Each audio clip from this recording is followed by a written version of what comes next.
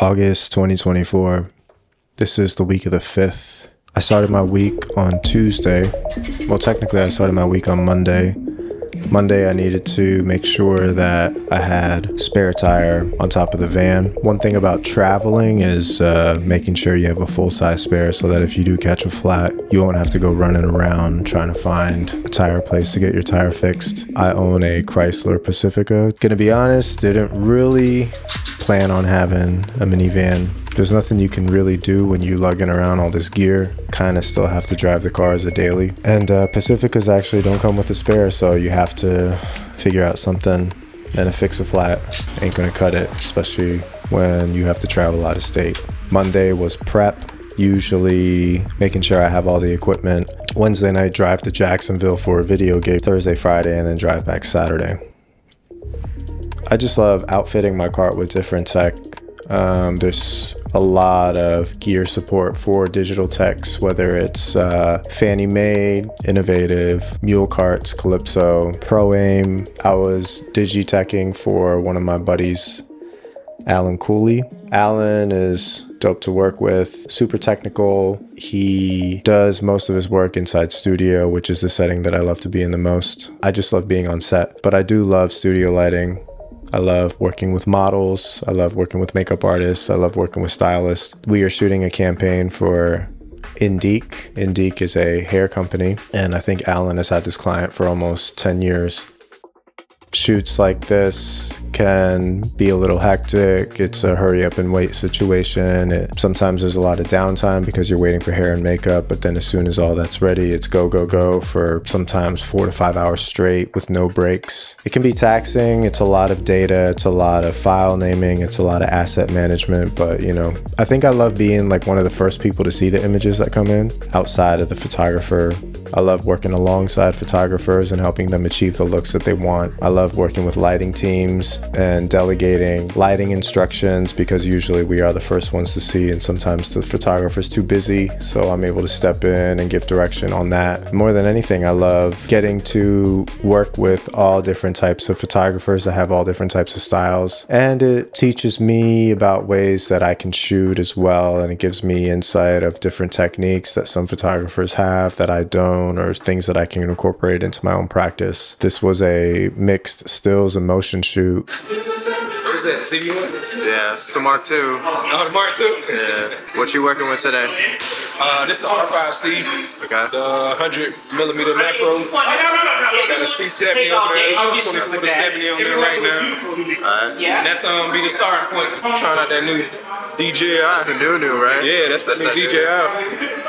Wireless transmitter. Shout out to Sean Woods, the DP for this. He shoots all Canon. I think for e-com type of gigs, Canon is usually, I would say, like more than acceptable. I do love Canon colors still the most out of all the cameras for stills, and I think that translates well to the video. As soon as we got done with day 2 of the Indique shoot, Keith and I drove to Jacksonville for 6 hours. Where we at, bro? Bucky. How would you describe this place?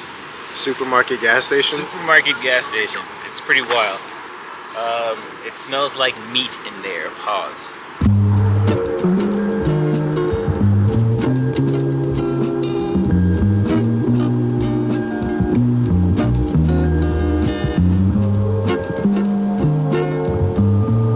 Use the right lane to take the exit to merge onto I-295 toward International Airport.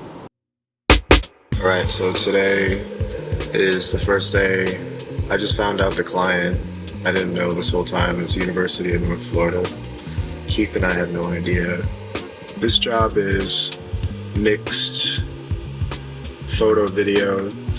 I'm shooting all Sonys. I have a Ronin RS2 with the Tilta dual handle V-mount. I'm flying this with the Sony a7R5 and a 50 G Master. This is my Cineback from Camera Foundry with the A7S III. My viewing monitor is a Atomos Ninja 5, and I'm shooting most of the handheld with the 70 to 200 version 1. This is my new favorite addition to the cart. It's a little tool bag that I hang off the edge of the cart that I put all of my essentials. Tripod hanging off the side with 2 large A-clamps. And of course, Robo-Cups are the most important. That's our kit for right now. Oh, and then G-Master. This lens I think is actually worth updating to the version 2. It's much smaller and it has the aperture ring on it, which I use sometimes. I don't really use it that much. Yeah, that's it. The Jacksonville job was something that was completely in my wheelhouse. It was the type of work that I'm pretty used to, just real corporate lifestyle type of stuff that I've been shooting for 10 plus years at this point. Yeah. What do you think, Bart? Just making money. I like it. It's hot. Shouldn't have wore blue jeans. It's okay, because we look good. The crew was a 4-man crew. That part was a little challenging. I haven't been on a small crew in a while, but it was fun. Beautiful campus, really great clients that we were dealing with. I got to test out some different setups that I usually wouldn't go for. For instance, I flew an A7R5 in full frame on the gimbal. Usually I like to fly my A7S III on the gimbal just because the A7S III is typically a much better video camera than the A7R5, but I just bought Cine back for the A7S III and I wanted to keep that consistent. So I ended up flying the A7R5 and took a chance leaving it in full frame. Usually with large megapixel cameras like the A7R5, it's suggested that you shoot in Super 35 mode because it lowers the pixel count and makes it a little less dense so that it performs better when you drop the files in post. But I left it in full frame because I wanted to keep the 50 G-Master on the gimbal. If you crop a 50, then it turns into a 70, and then if you're trying to do gimbal work, it's not really wide enough where 50 is already kind of tight. I just think that the 50 G-Master is by far one of the most beautiful stills lenses that you can use for video. I think the bokeh, the sharpness at 1.2, all of these things culminated just makes it such a great lens to use for a gimbal on lifestyle. It's wide-ish enough, and then you're able to still have moments where you can have motion while you're blurring out the background, creating some beautiful images. I think this B&B probably deserves 3-star after this.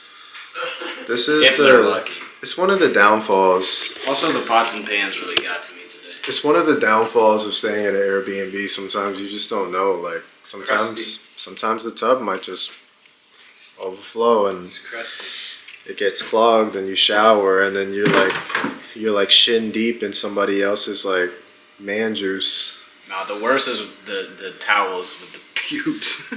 Towels with the pubes. Is that here? Yeah. Alright. You got 3 towels and they all got pubes. I'm about to shoot some pool with Park because we got this pool table. Best part about that one. And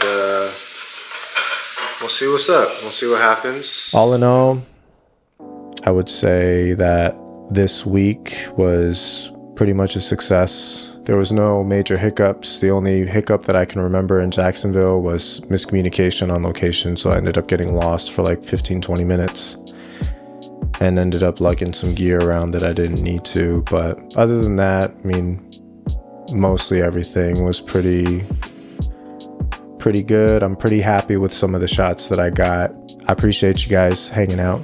If you haven't already, please like and subscribe. I'm hoping to post more content on this channel talking about my life in production.